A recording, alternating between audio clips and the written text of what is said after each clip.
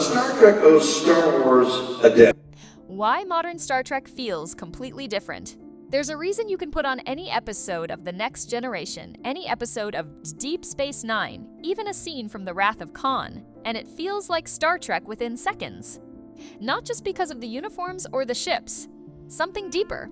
The way the camera moves, the way a scene breathes, the way you're positioned as a viewer relative to what's happening on screen.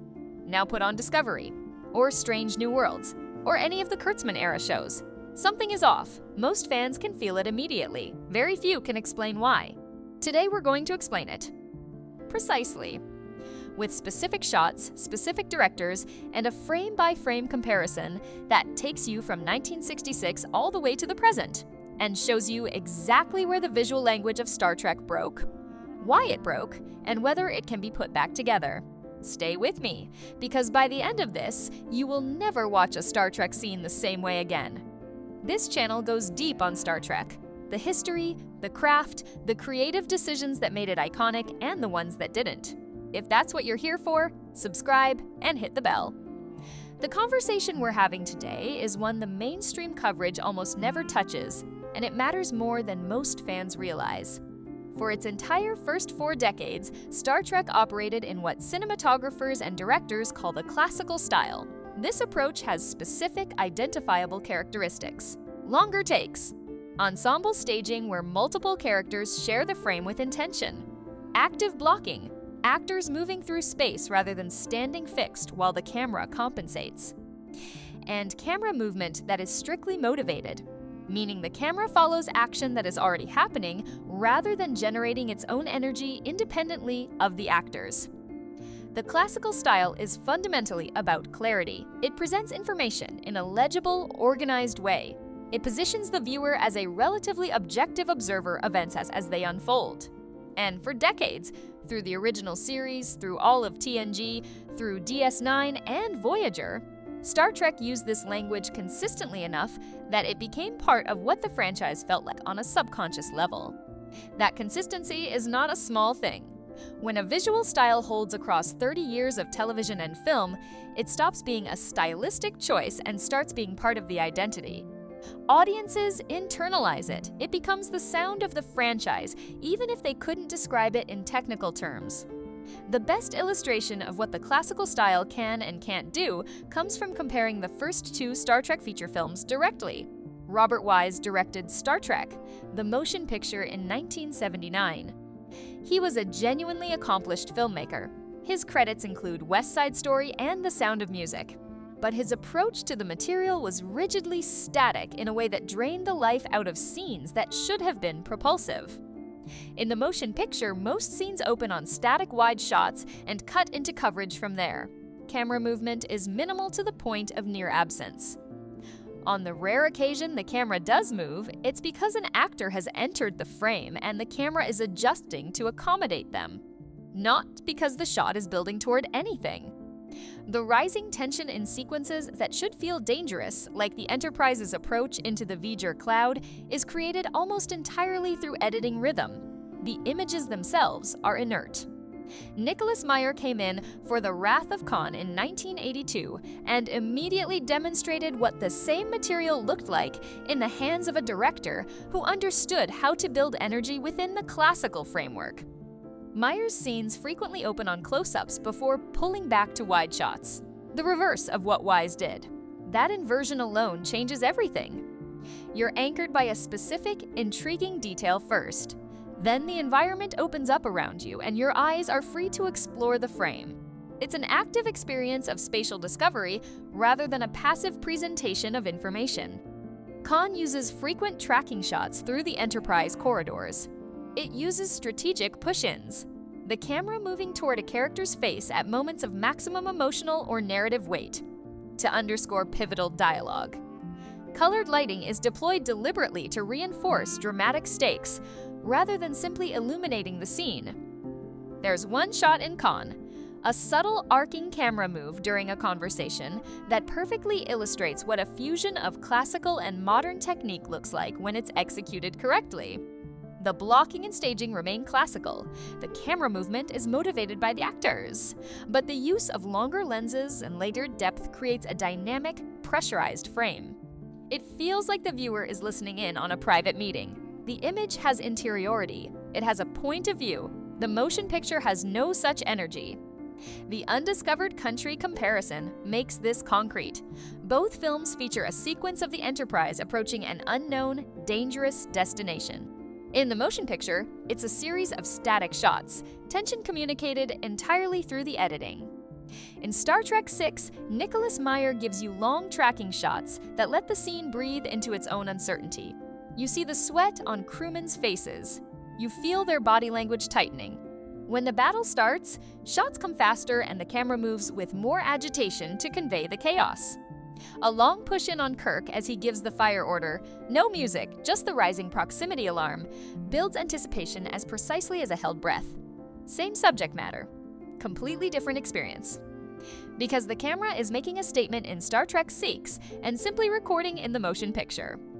We're getting to the critical turning point, 2009, J.J. Abrams and the Kelvin timeline. And then the moment where modern TV Trek took what Abrams built and tried to replicate it without the technical infrastructure to do it properly.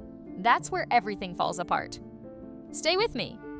The classical style persisted through all of TNG and into the 1990s era. Worth noting, this period also saw a gradual shift away from the hard, dramatic lighting that characterized the original series and several of the films. Later TNG and the Berman-era shows moved to softer, more even lighting, which produced cleaner, more technically consistent images, but also flatter and less cinematically interesting ones. Compare the painterly, shadow-heavy compositions from the original series and early films against the more diffuse look of Nemesis, and the gap is visible immediately. Stylistically, the 90s Trek made occasional forays beyond pure classicism. Dutch angles appeared, 360-degree shots, action camera work, particularly in DS9. Jonathan Frakes, directing First Contact in 1996, pushed further than any Trek director had to that point. Low-angle tracking shots, overhead descending shots, floating Dutch angles, genuine handheld close quarters action. But these were deliberate exceptions deployed in specific high-intensity moments. The baseline remained classical. This puts Star Trek in an interesting position relative to the broader industry. Farscape started breaking the classical mold in 1999 with its swaying Steadicam work and liberal slow motion. Then Battlestar Galactica arrived and essentially detonated the old framework entirely. A visceral, documentary-style aesthetic that made science fiction feel like news footage. The genre was changing around Trek, fast, and Trek wasn't moving with it. That held until 2009. J.J. Abrams' Star Trek reboot is, cinematically, almost the inverse of everything that came before it. Nearly every shot, including static dialogue scenes, is handheld. On the rare occasions the camera is locked down, lens flares introduce another visual layer of movement. Anamorphic lens characteristics, which earlier Trek films used conservatively, are here deployed aggressively for maximum optical energy, and it largely works. The bridge scenes are particularly impressive from a pure craft standpoint. Intricate daisy chains of whip pans, slides, and push-ins that are extraordinarily difficult to plan and execute on a film production schedule. These are complex choreographic achievements. They speak to Abrams' genuine skill at injecting kinetic life into material that could easily become static. There are missteps. The conversation between Kirk and Pike in the Iowa bar, shot handheld on a long lens with tight framing, is tonally dissonant. The visual energy suits Kirk, fresh from a bar fight, but it works against Pike, who is supposed to read as an authority figure. When everything is shot at maximum intensity regardless of what the scene calls for, the technique becomes noise rather than signal. The exhaustion of unvaried kinetic energy is a real problem in Into Darkness especially, but the core principle is sound. Star Trek's universe is supposed to feel bright, optimistic, and technologically alive. Showing that world with sleek, energetic cinematography surfaces the material. The ships, in particular, benefit enormously. The extra layers of parallax and slight camera imprecision convey the sense of massive, powerful machinery in motion far more effectively than actors shaking themselves on a static set. Justin Lin's Beyond is equally dynamic but with a distinct flavor. Wider spherical lenses rather than Abrams' anamorphic approach, a tripod actually used occasionally, and exterior shots that leverage wide-angle distortion cleverly to exaggerate the Enterprise proportions in ways that make it feel genuinely enormous.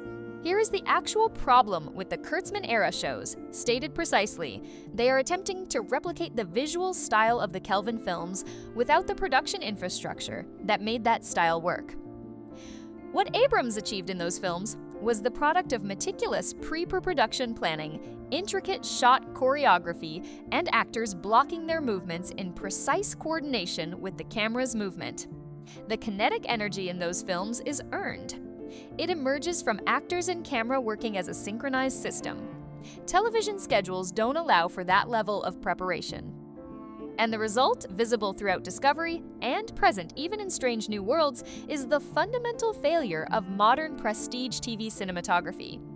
Actors standing fixed in place while the camera sweeps and swirls around them in an attempt to manufacture energy that isn't actually there. A briefing scene in Discovery Season 2 demonstrates this precisely. The camera circles the stationary characters while they deliver their lines. Compare that directly to a similar briefing scene in the 2009 film, where the camera's movement is coordinated with physical movement happening in the scene, and the difference is the difference between a camera that's responding to drama and a camera that's performing despite its absence. Strange New Worlds is less frenetically paced but has its own version of the problem: abrupt, fragmented editing that breaks simple actions into too many shots, each competing to be the most visually striking image rather than serving the scene's continuity. One specific sequence from the pilot illustrates this perfectly. Pike's arrival on the Enterprise after beaming aboard, an action that earlier Trek series would handle in 1 or 2 composed shots, is fragmented into 4 cuts, one lasting barely 2 seconds, including a shot that crosses the 180-degree line and violates basic spatial continuity.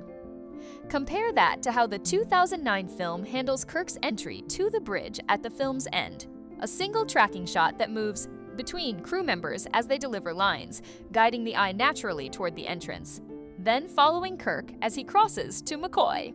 Cohesive, legible, elegant. Or go back further, the final shot of Encounter at Farpoint, TNG's pilot. A single long push-in from the front of the bridge, gradually narrowing until we're in close-up on Picard alone.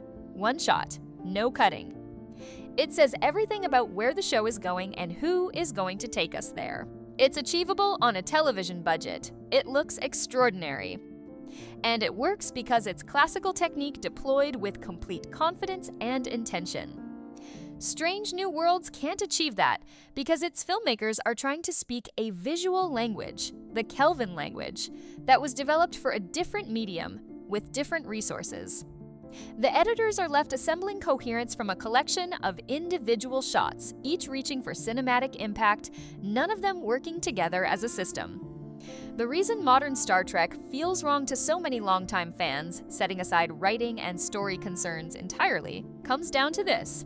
There was a clean, decisive break between the visual language the franchise used for 40 years and the visual language it adopted post-2009. The old language was internalized. It was part of what Star Trek felt like at a cellular level. The new language, even when it's technically accomplished, doesn't speak the same dialect.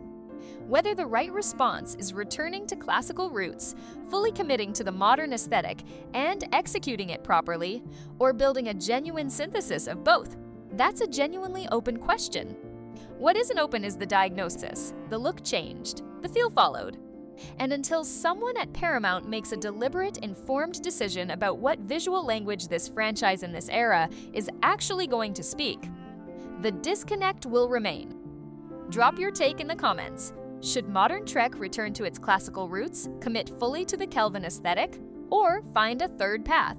I read every comment, and this is exactly the conversation this franchise needs more of. Subscribe so you're here for the next deep dive. Live long and prosper.